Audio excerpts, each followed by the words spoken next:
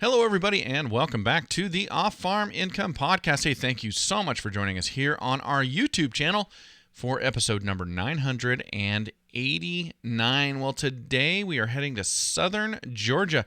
We're going to be speaking with Connie Rogers. Now, Connie is in her senior year of high school, but she's actually already finished all of her high school credits and is moving on to college courses. Really interesting interview, very involved in hog farming, and she has seen some state accolades for that. She's done some agri-science research and even received some national attention there when it comes to what she's been doing in the world of swine production. Really, really interesting interview. Looking forward to getting this out to you, and we're going to get it started right now. Connie, welcome to the show. Thank you so much for coming on today. Thank you. Hey, you're welcome. It's my pleasure to speak with you. I am looking forward to the interview.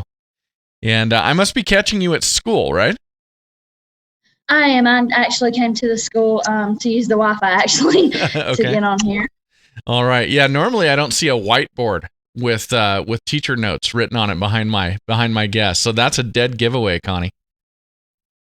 Yeah, those are actually some of the notes that some of us officers took for our yearly planning. Oh, okay. All right. Well, very good. So you're down in Georgia.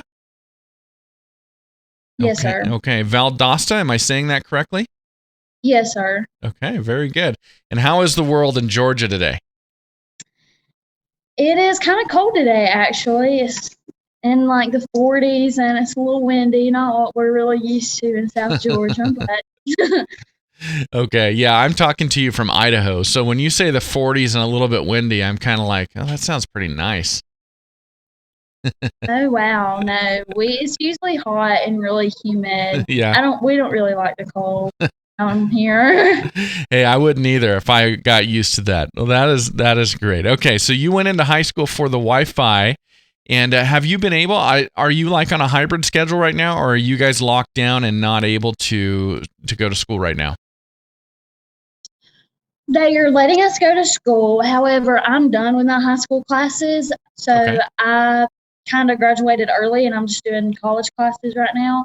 But they're allowing us to go to school, but we have to have masks on at all times, and they have things in the hallway to help us social distance, like one-way hallways and things like that. Oh, okay. Okay. So did you just graduate this December? Kind of. I'm still going to graduate my class in May. I just am done with all my high school credits, Okay. and I'm just going to do dual enrollment until I officially graduate in May. Got it. Well, hey, congratulations. Well done. Already finished up. How does that feel? Scary. Pretty scary. Yeah, now you got to go on to the next chapter of life. Everything changes. People are going to call you an adult and stuff, right? Oh, I don't like that word. That's funny. I know you're being humorous with me, but I got the feeling already that you're up to it. But we'll get to that here in a second. That is awesome. Okay, so you came in to use the Wi-Fi when you're not at school, when you're at home. Are you on a farm? Are you in a town? Tell us about where you live. My dad, he does live on a farm. We actually have a hog farm about an hour away from our house. Okay. And then where my dad lives, it's very rural. So there are many fields and stuff with peanuts and cotton around our house. And that's where I grew up. And it's really rural, it's in a small town. It's called Eccles County, Okay. Statenville. And it's really, really small and a farming community. Okay. And so do you live at home with mom then full time and then dad's out on the farm? Is that how that works? I live more with dad lately. I used to live with mom a lot, and Okay. now I'm starting to live with dad a little more just to work pigs. Okay. I've been really busy with pigs, especially my senior year. Uh-huh. So just to be able to work my animals a little bit more Okay. and a little bit competitively. Okay. And so is your dad a full-time farmer then? He's not. He works at a rental company, and then we do the farm on the weekends and stuff. We actually have a show coming up for the next several weekends, and in a few weeks we're going to a show in JSA in Perry, one of the national shows. Uh-huh. Okay. And then So we'll be participating in that. awesome. Very cool. And then where are you taking your college classes through right now? Right now I'm taking them at Georgia Military College. Georgia Military College, is that right? Yes, sir. Okay. Now that title, so I'm not familiar with Georgia Military College, so help me understand. Is that just what it's called, or have you been accepted? Are you joining the military? I mean, I know this probably sounds like a silly question, but explain to me the title of the college. No, sir. Where we live, we have several community colleges. So we have Valdosta State University. That's university, and then we have GMC, and then we have Wiregrass. And so between those three, we go for our dual enrollment. And Georgia Military is just one of those that I could choose to go to get some of my core classes out the way while I'm in high school. And that's one out of the three that transfer your credits to other colleges kind of easier than the two. So that's kind of why I chose that one. Oh, okay. And so is that actually a military academy? Honestly, I don't really know. Okay. It is where you can get the classes and the college credit. Okay, very good. Very good. Okay, so you have finished up high school classes. You're taking specifically college classes right now, but still obviously involved with the FFA, and you're serving as your chapter's vice president? Last year, I was president, and this year I'm actually, I think, treasurer. But I was the president last year. I apologize. I've got president written down right here, but reading is not my strong suit. So last year you were chapter president, but I'm laughing because you're like, this year I think I'm treasurer. Okay, so serving as treasurer this year, president last year, and then how long have you been part of the FFA? I've been part of the FFA since I was in 7th grade. Okay, so you got to start in middle school then? I did. Okay. So what brought you in? Why did you want to join? Well, through my childhood, I tried to find my niche in life. And I remember I tried a pageant in 1st grade, and it's just not my getting in heels. It's not my thing. I hated it. And so then I tried to do soccer one year, and the first day it was actually conditioning. I fell face first into an ant bed, and I just knew then that sports wasn't really my thing either. So I was trying to figure out what I wanted to do, and in 6th grade, I joined the choir, but it wasn't really my thing either. And I did like animals because I started showing pigs in the 2nd grade. And so I was like, well, maybe I'll like this thing called FFA. And I got into an ag class, and then I got involved. I was actually an officer in the 8th grade, and then I kind of carried it on into high school and still going on with it. So, and it's actually helped me kind of decide what I want my future to be too. So. Okay. Well, I love the fact that you've done so well in the FFA and that was the right fit for you.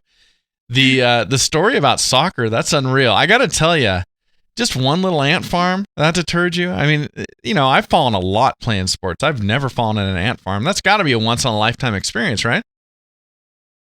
Oh, yeah, it wasn't good. I had ant bites all over me, and softball wasn't it either. I kept getting hit with the ball. So it just wasn't, I'd fall over in soccer, get hit with the softball. So I just don't think sports is my thing. Okay. Well, I'm glad you found the FFA. It sounds much safer to me than your experience in sports. Oh my goodness. Okay. Yeah, I didn't think about that, but we don't have that. Up where I live, we don't have ants that have that very painful bite. But down in Georgia, and especially southern Georgia near Florida, I would assume your ants, they probably hurt when they bite you. Oh, you have those fire ants. So yeah. They hurt. Okay. All right. Okay. So you started in 7th grade, and you had already been showing animals for a long time at that point, since 2nd grade. My goodness. And then you eventually became your chapter's president last year. What made you want to go and be part of the officer team? Well, in 7th grade, I started getting involved in stuff, and I just kind of started to see the opportunities. I remember doing the creed speaking contest. It's the FFA creed by Ian Tiffany, and it's 5 paragraphs, and they all start with "I believe." And I started to get into this, and I do like public speaking, and I like speaking to people. It's one of my strong suits that I'm really thankful for. And I did this competition, and I loved my favorite part, I remember my first competition is being on the bus, because we have, in our county, we have 3 middle schools, Okay. and then we have 1 high school. And so we all ride the bus together. And just being with all the people, and you hear them talk about all these different competitions, and then you hear the high schoolers talk about these things that officers do, and it just kind of brought me to some curiosity. Mm-hmm. And so I tried to get more and more involved, and then I was the reporter my 8th grade year. And then we had these retreats that we would go to in the summer to train us for about 2 or 3 days for the year. And I went to my first one of those, and I loved it. And so I told myself I wanted to continue and grow and learn even more things about the industry and the FFA. And you took it all the way to being chapter president. I did. That's fantastic. Good for you. Well, I assume that you've had some really helpful and strong FFA advisors throughout that time. How many advisors do you have there at your school? I have 3. 3? We'd love at to. High school, and I had 1 at the. Okay. Well, we'd love to acknowledge all of them. Would you mind letting everybody know who those folks were? Mr. Quentin Hadsock, Mr. James Corbett, and Miss Lindsay Stone. Awesome. Thank you so much for acknowledging them. You've already talked about raising pigs, so that is 1/2 of your SAE project, is that right? Or one of the 2 that you're doing? Yes, sir. I've had 3. Well, I guess we're talking about agri-science, I guess we can say now. I've had 3 different projects. It's kind of like our SAE. I had one in 9th grade, 10th grade, and then I just finished one for my junior year that I'm about to expand on for my senior year. Oh, okay. And so 2 were agri-science research and 1 was swine production. Am I understanding that correctly? Yes, sir. So that's actually the proficiency. So I had a swine production proficiency, and then I had 2 agri-science. Oh, okay. And 2 agri-science. Okay, so let's talk about the pigs for a minute. So, how many pigs are you raising out at the farm with your dad? At the farm, we have about 200 head of sows. Wow. And so then we have about 20, 30 boars maybe. Okay. But we have a good bit of sows. We picked up the farm in 2017. It was kind of run down, and it was by an older man, and he needed some help picking it back up, and so he decided to sell it. So my dad and 2 other partners came together and got the farm. And when they had it, when they first got it from him, I want to say he had a little bit under 100 sows. And so we've definitely increased the number and increased the farm. Okay. Wow, that's a lot of sows, and you guys are farrowing all those sows out? We are. Now, some of them we keep, to look at, because some might not work, and then some might not. We do a test drive to see maybe if they will be good mamas, because some of them just don't want to milk and stuff like that, and so we'll have to get rid of them. Okay. So we have many areas to our farm. We have a flush gutter, a cell floor.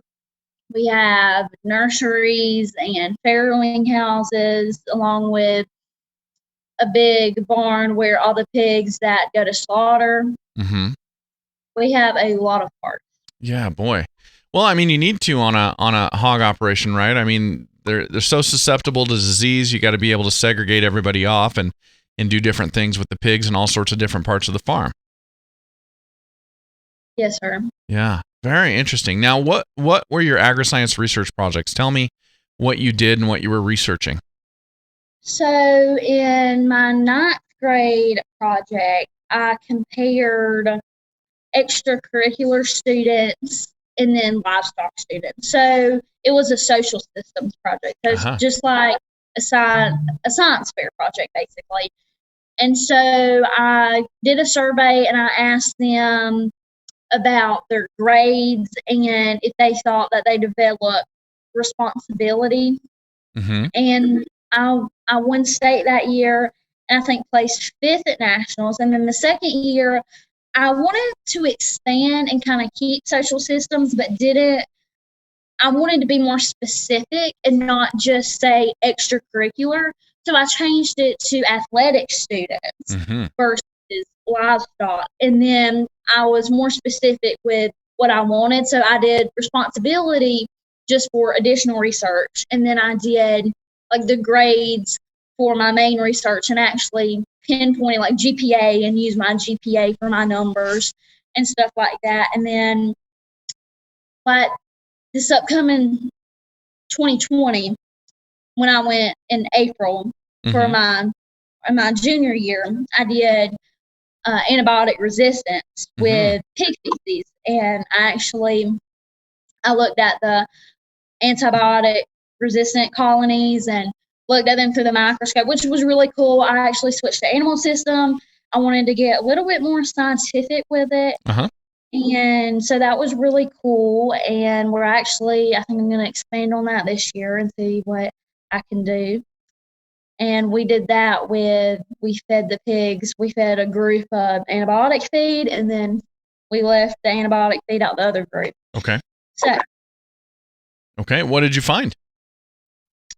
Well, there was actually the pigs that had the antibiotic. There was more antibiotic resistance in the pigs that were, given the feed, because a lot of consumers are, so scared that when a hog goes to butcher that there's all this, antibiotic bacteria and, that they're going to digest it and stuff. But we did learn that that's not really the case here. Okay. Very interesting. Well, that's pretty important to do that type of research and be able to educate consumers about their fears that, if a hog does receive antibiotics, you're not necessarily ingesting bacteria that are resistant to those antibiotics when you eat that pig. So that's really important work. That's really interesting. Well, how did you get involved, or how did you get interested in doing research? Where does that come from? It was actually my 8th grade year. I went to a state convention, and I didn't have a competition or anything. I was just there to watch, and I saw all of the high schoolers there. And on the last day, they all walked across the stage and to get plaques and awards. And I remember going through the science fair room because that's what they were doing and looking at all the boards. And I told myself, I was like, I want to go on that stage. Like, I want to be famous.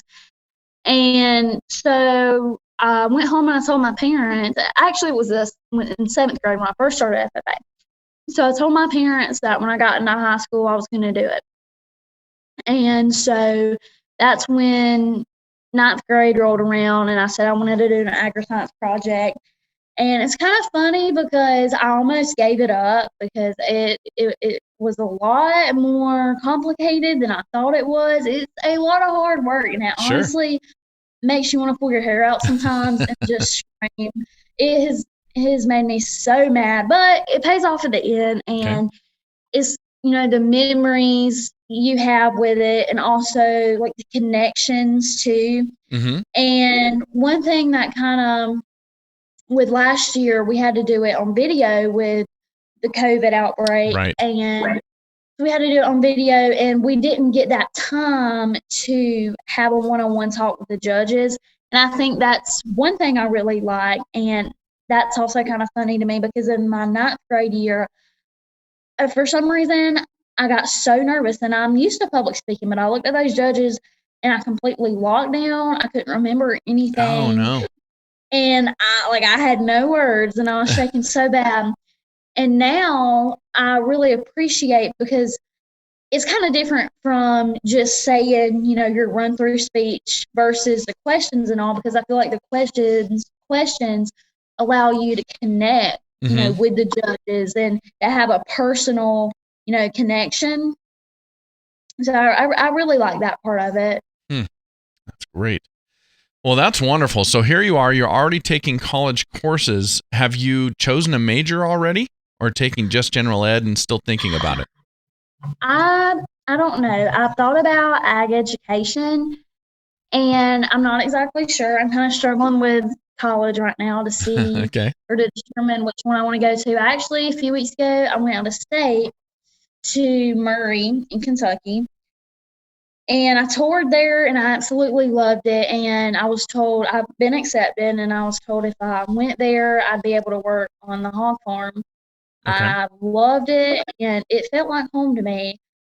But it's also 10 hours away Yeah. and it kind of scares me. And so I think what I might do is go to ABAC. It's like an hour away from me. Uh-huh. And when I graduate, I only have 8 more months until I finish my core. So I might just do that just to see. And then once I finish my core, maybe take it into deeper thought if I want to transfer up there or maybe UGA and Okay. know what I'm doing. Very cool. Well, you've got a lot of good options. I actually, the interview I was doing before we spoke, the young lady is in the FFA. She's a junior, but lives in Murray, and or school's in Murray, there where you went up to at Murray State. But I've interviewed a lot of students that went to ABAC as well. Would that be in Tifton? Is that right? Tifton, Georgia? Yes, sir. Okay. Yeah. I mean, that seems like a great agricultural school too. And then, of course, UGA. So, man, I'm excited for you. You've got a number of great options no matter what you choose. I mean, it's a pretty exciting time of life. Do you feel that way yet? I think I'm more nervous than anything, shy of all these things. And I don't think it really hit me until now. It's like, oh, yeah, 5 more months until you graduate, you know? Absolutely.